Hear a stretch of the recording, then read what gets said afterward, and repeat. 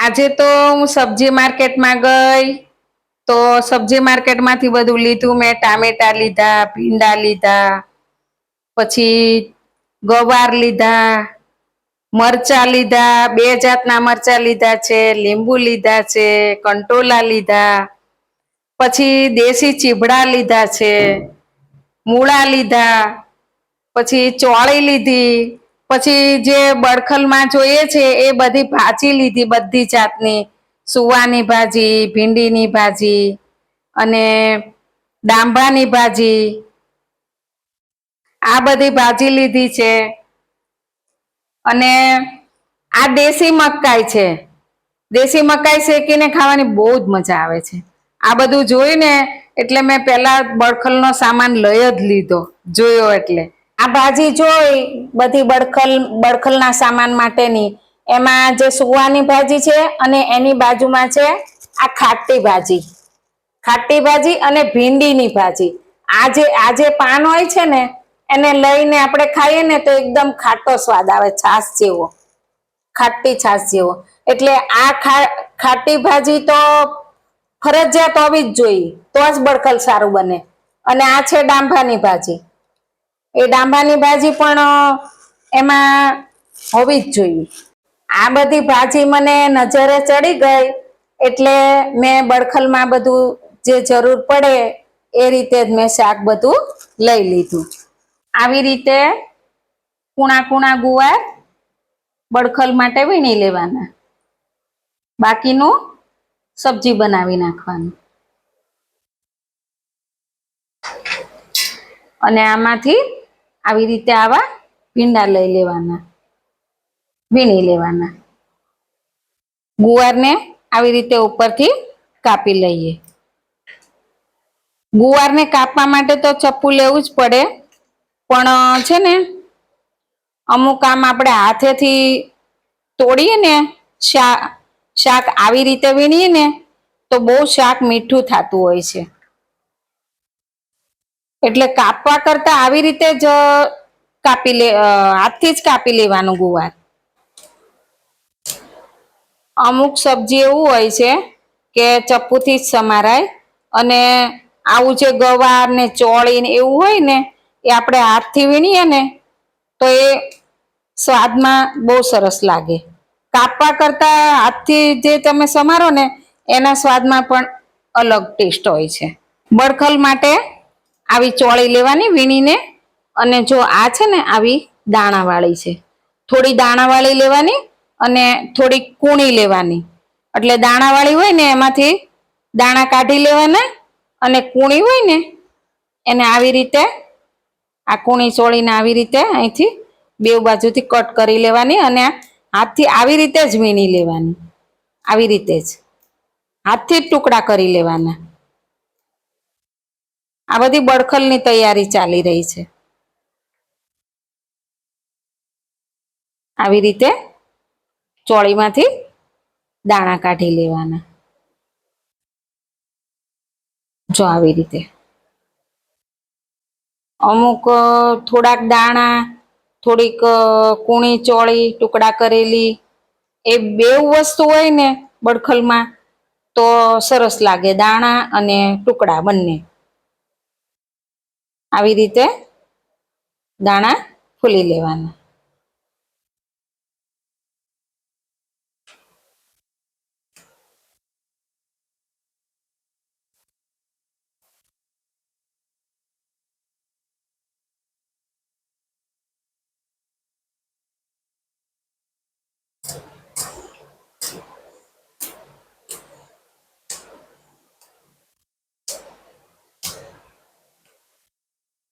ગુવાર અને ચોળી થઈ ગયા છે સમારીને, અને હવે ભીંડાનો વારો. જો ભીંડાને આવી રીતે સમારવાના, આગળ પાછળનું કાપી લેવાનું, અને પછી વચ્ચેથી કાપો મારી અને જોઈ લેવાના. આટલા લાંબા લાંબા ટુકડા રાખવાના. વચમાંથી 2 ભાગ કરવાના. જો આવી રીતે જોઈ લેવાનું. આ 3 સબ્જી સમારાઈ ગયા છે. ભીંડો ગવારને ચોળી હવે સુવાની ભાજીનો વારો. આ હવાની ભાજીનો વારો. હવાની ભાજી કહેવાય. આને છે ને વીણી લેવાની અને આના ડાળખા છે ને કૂણા જોઈ એકદમ સમારી તોય સમારવામાં સરળતા રહે અને ભાજી બનાવીને બળખલ બનાવીને એમાંય આ ડાળખા કૂણા જ રહે. આવી રીતે ભાજી સમારી લઈ અને આમાં તો બહુ આમ તો મહેનત વાળું કામ છે આ બળખલનું. એક શાક બનાવવાનું હોય તો સમારીને આપણે ચાલો બનાવી નાખીએ ને જલ્દી બની જાય. પણ આમાં તો બહુ મહેનત વાળું કામ છે. 3 સબ્જી 3 ભાજી સમારવાની, બધી વીણવાની, લાવીને ધોવાની, પછી સુકવવાની, પછી બાજુ બધી વીણીને સરખી કરવાની. હવે ડાંભાની ભાજીનો વારો. આવી રીતે કૂણા પાન તોડી લેવાના. આ જે આપણે ડાંભાને કઢી કરીએ ને એ આ કૂણી કૂણી થઈ જાય એટલામાં ત્યાં ઉતારી લઈ.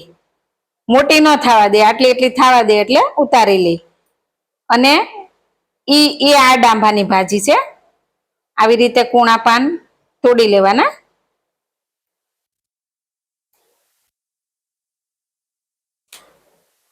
પછી સમારી લેવાના.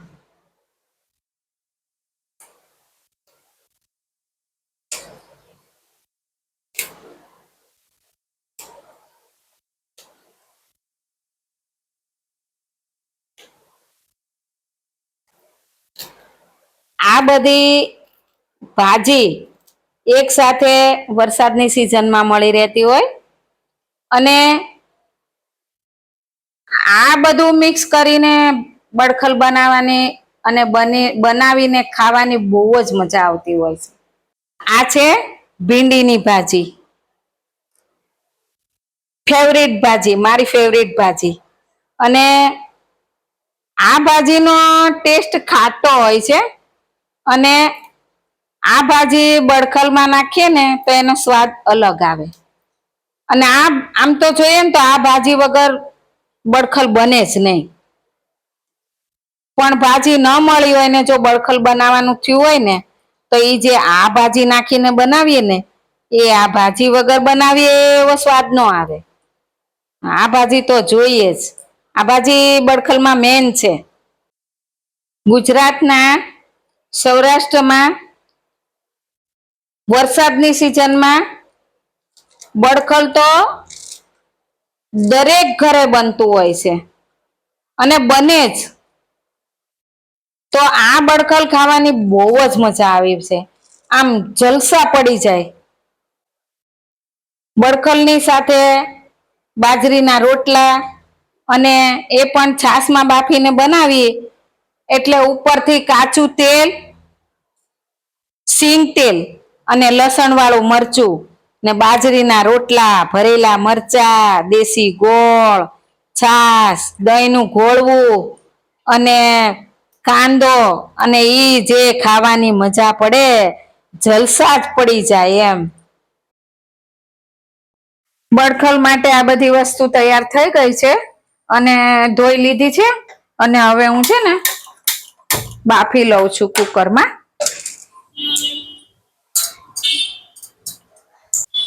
બધી વસ્તુ બાફી લેવાની. એમાં બાફતી વખતે એક ટાઈમની જૂની છાશ છે, ખાટી છાશ છે, એક વાટકો ભરીને અને અડધો ગ્લાસ પાણી, અડધી ચમચી મીઠું અને 1 ચમચી જેટલી હળદર. આ બધું મિક્સ કરી લેવાનું.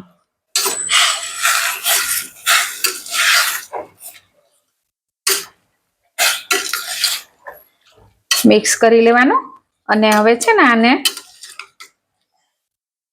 સીટી કરી લઈએ, 4 વિસલ કરી લઈએ.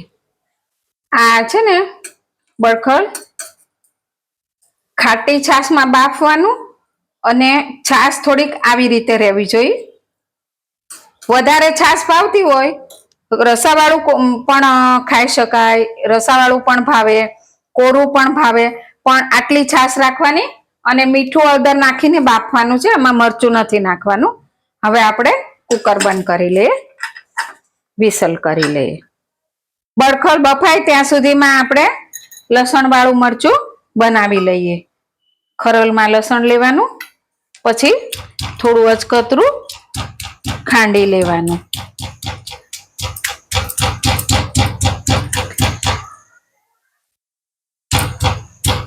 અરે પણ આ જો આ રાખડી મારા નણંદબા લાવ્યા છે ને, પણ મને બહુ જ ગમે છે એટલે હું કાઢતી જ નથી.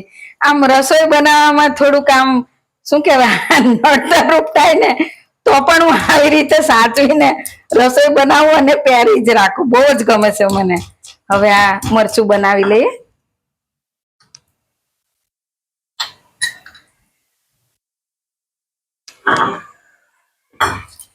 આને હવે આવી રીતે લસોટી લેવાનું.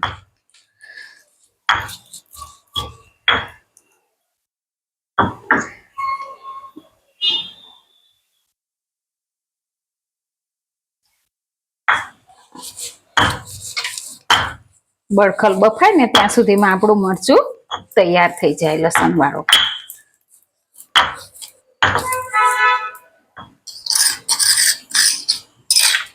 આવી રીતે લસોટીને એકવાર ઉપર નીચે કરી દેવાનું અને પાછું લસોટી લેવાનું. એટલે છે ને લસણ અને મરચું બંને સાથે મિક્સ થઈ જાય મસ્ત રીતે. જો આ લસણ વાળું મરચું તૈયાર થઈ ગયું છે. જો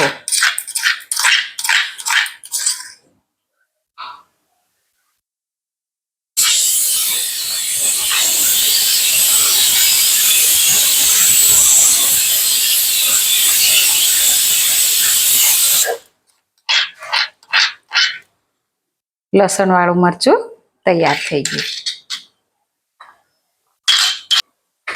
આ છે ને આ બાજુ ફેરવી લઉં છું, એટલે અહીંયા હજુ થોડી સીટી થવાની વાર છે ને, ત્યાં અહીંયા તેલ મૂકી દઉં. આ લસણની ચટણી બનાવી છે ને, એમાં ગરમ તેલ નાખશું આપણે. એટલે તેલ ગરમ થાય અને સીટી પણ સાથે થઈ જાય, બેવ કામ થઈ જાય. આ ગેસ બંધ કરી દઈએ. ગરમ થઈ ગયું તેલ, અને ચેક કરી લઈએ. જો આ થઈ ગયું છે તેલ. હવે તેલમાં લસણમાં તેલ નાખી દઈએ.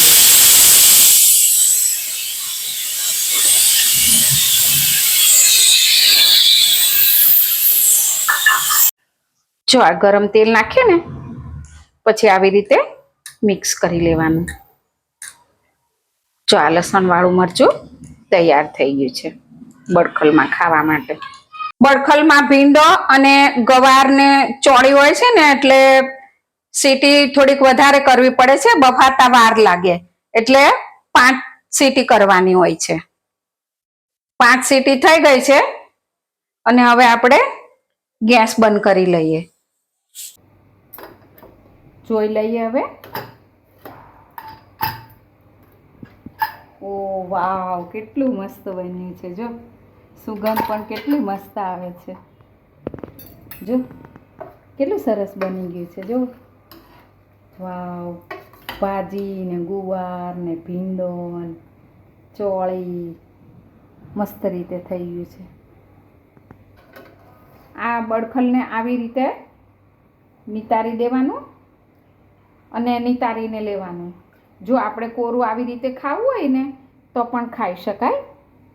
આવી રીતે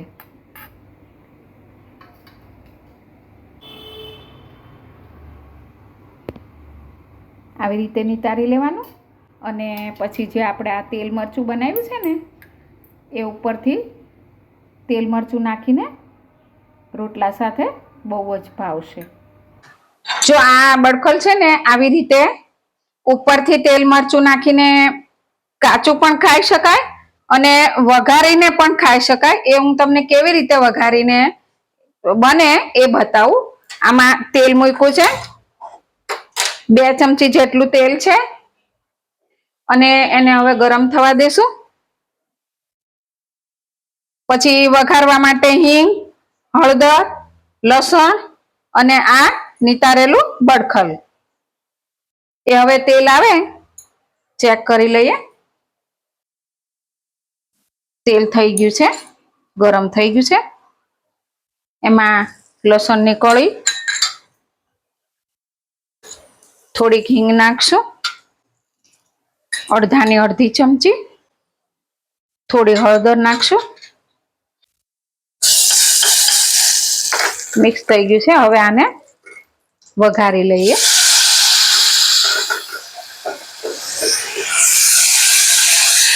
મિક્સ કરી દેવાનું.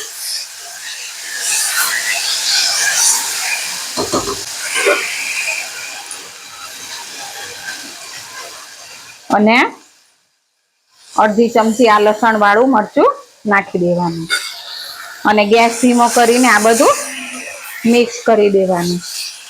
આવી રીતે પણ બહુ સરસ લાગે છે. વઘારેલું પણ મસ્ત લાગે અને કાચું તમે ઉપરથી તેલ મરચું નાખીને પણ બહુ સરસ લાગે બાજરીના રોટલા સાથે. આ વઘારેલું બળખલ તૈયાર થઈ ગયું છે. જો કેટલું મસ્ત બન્યું છે. અને હવે વાડકામાં લઈ લઈએ. બાજરીના રોટલા, છાસ, ગોળ, ભરેલા મરચા બહુ જ મસ્ત લાગશે. આ ઉપરથી લસણ વાળું તેલ મરચું નાખીને એ બળખલ છે આ વાટકામાં, અને આમાં છે વઘારેલું બાજરીના રોટલા, મૂળાના પાન, છાસ, ગોળ અને ભરેલા મરચા, અને રોટલા ઉપર માખણ નાખશું. બહુ જ મજા આવવાની છે આજે તો. અને જો આ બળખલ છે ને ચેનલને રસાવાળું છે, લાઈક કરજો, આવી રીતે રસાવાળું, અને એમાં પણ ઉપરથી તેલ મરચું નાખીને અને રોટલો ચોળીને પણ ખાઈ શકો. તમને બહુ જ મજા આવશે. આજે તો જલસા જ પડવાના, જલસા જ જલસા. વરસાદ આવે છે ને બહુ જ મજા આવવાની છે.